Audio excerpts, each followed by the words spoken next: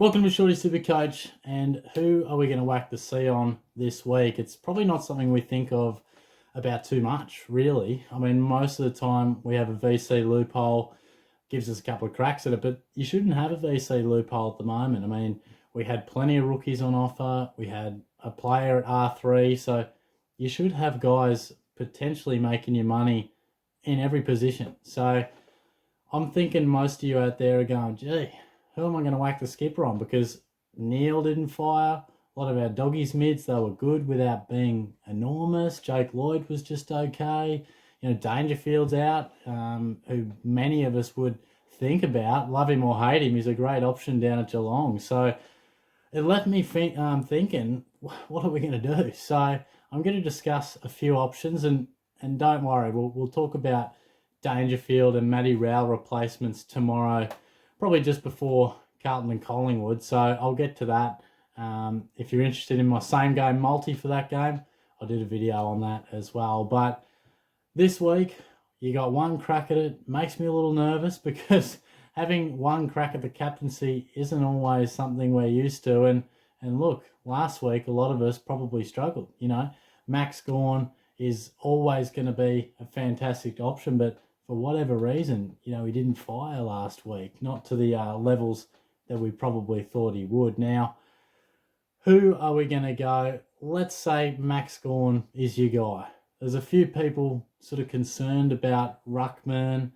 You know, is the new changes in the game potentially going to make it more difficult for them? There's less stoppages in the game, moves a bit quicker, it's tougher to just drift back behind the ball and take intercept marks. They're all fair points, but I mean, he's got a stellar start to the year in terms of who the Demons take on and the Ruckman that he comes up against. So if you got Max Gawn, I'd still whack the captaincy on him with a fair bit of confidence. So I think he's a guy that you should definitely keep considering. You know, keep the faith in Grundy and Gawn. But for me, I don't have Gawn. I've copped a bit of criticism about that. You might be in the same boat, or you might not want to put it on Gawn. So what are some other alternatives? Now, a lot of people will gravitate to Dustin Martin, you know, off the back of a stellar round one, but historically he doesn't produce those scores week in, week out, you know. In his one massive year, he averaged like 117 or whatever it was he did, but more often than not, he picks and chooses in a way, you know. Round one, season opener, he's up and about for that.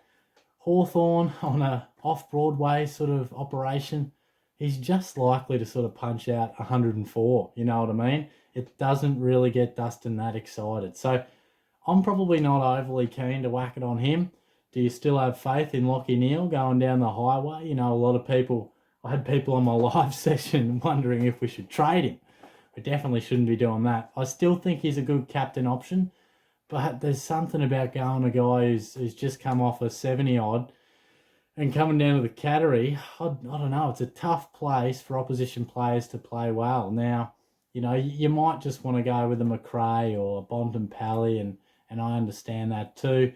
You might have Clayton Oliver. Fair enough. Now, let me throw a couple of options that might just give you something to think about. Now, personally, I'm thinking Tom Mitchell will come into my side for Paddy Dangerfield, and I'm looking at him to come into Shorty Superstars and straight to the captaincy. Now, why? Against Richmond, he's got a stellar record. He's averaged, last 4 games, I think it was, is about 125. He had a 149, 122, 124, and last year it was 96, but that was in his 3rd game back after such a long layoff. So even as in his last sort of season as a Swan, he scored 126 against the Tigers. So he does like playing them. Richmond don't really tag. Why would you? You know, they're flying. So I think he could get another really good run at it to just get an easy 30-plus touch game. So he's probably first in line for mine. Couple of left field ones. Paddy Cripps, Thursday night, does have a good record against Collingwood. Averaged 116 his last 5 games. Now, if you want to take out last year where he was battered and bruised, round 14, he was struggling. He only scored 81. Now, the other 4 games lifts his average to 125. Now, that does include a 187. Remember that game where he just got clearance after clearance, dominated against the Pies. I'm half tempted. If I had a VC loophole, it would definitely go on Cripps, but I don't. So I'm just not sure I've got the guts to go on a guy who's just, he's a little hot and cold, which is unusual for Cripps. You know, tough end to last year, brilliant first half, tapers off drastically. So I don't know. I don't know if I'm comfortable going with him on the straight up C. And here's one you probably haven't thought about. Rory Laird, you know, ended last year like a house on fire, plenty of 120 plus scores, not always 140 plus, but he can go big. So I just think the Crows are flying. He's a guy that is going to be a safe captain option. I mean, if you're worried about, you know, shit, I just don't want a bad captain, I just don't want a guy who scores 82, then Laird's probably a nice safe choice. He's not going to go under 100. I'd be shocked if he did. And he's pretty likely to be around 110, 125. But there is a tendency with your captain to just hope that they can score 160. Don't know. Maybe you're feeling like taking a risk. It is round 2. Most of us had a poor round 1. Maybe you just want to play it safe. So there's a few names to think about. I think the captaincy could sort out a few this week, particularly, you know, maybe even the next few weeks until a few more VC loopholes open up and a bit more clarity. I feel like we've got a lot of points flowing around and not a stack of confidence in some of our stars. So let's hope that we all bounce back. I know personally I'll be hoping for a much better week.